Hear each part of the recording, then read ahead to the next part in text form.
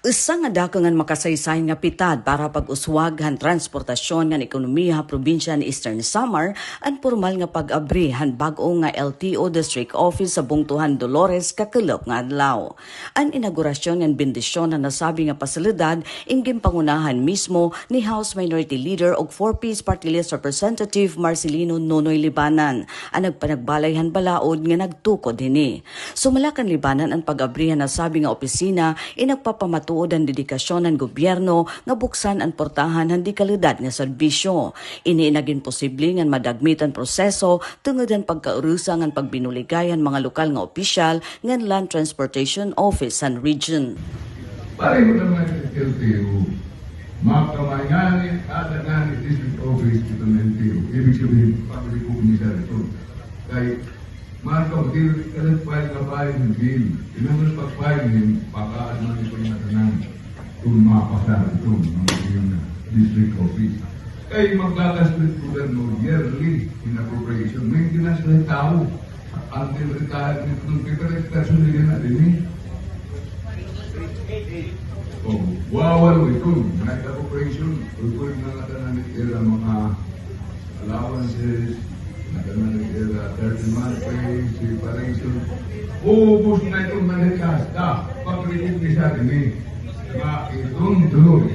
Tunod nila itong pagkalo sa madagmit niya mga progreso. Haiya naman mensahe ginklaro ni LTO Regional Director Attorney Lidweno Macariola nga ang LTO ha Dolores sa nga regular district office. May ada kalugaringan nga plantilya nga personnel, direktan operational budget tikang nga gobyerno nasyonal nga kumplito ang serbisyo tikang nga licensing, registration ng mga bihikulo nga law enforcement. Ginlalauman nga masiserbisyohan hini in pito nga bungto tikang hataf nga tutubdob hahipapad nga dako ang benepisyo haton mga taga norte nga dapit han Eastern Samar nga di na kinahanglan nga magbiyahin harayo para makatagamtaman serbisyo. Talaga ko din yung district office. Pareho yung Borongan.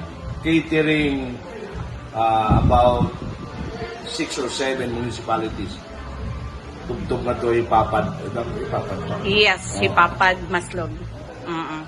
And then nga di pahit probably tikang hataf. Oh, ang Borongan naman as the geographical area of responsibility up to TAF. From TAF up to Ipapat, kanan district office na Dolores. Samtang nagpaabot tindak nga pagpasalamat ni Mayor Zaldi Carpeso kang Congressman Libanan nga national nga gobyerno hapag pilihan Dolores kung mobalayan ikaduha nga district office ng LTO habugos nga probinsya. Pulong niya ang pag-abot ni nga ahensya ing gintatanaw nga makakahatag hindako nga buhis ngan matataganin higayon ang lokal nga ekonomiya hanbungto.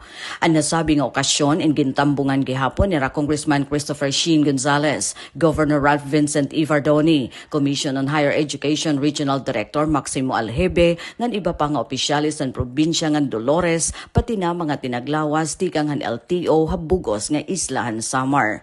Pinaagi ni nga bago nga opisina ginlalauman nga Eastern Samar labi na ang norte nga dapit in mas magiging konektado na ngan mas magiging madagmit ang pag-uswagan komersyo ngan transportasyon. Para Habagong Pilipinas, Daisy Lalosa Biliza, Radyo Pilipinas, Radyo Publiko, Borongan.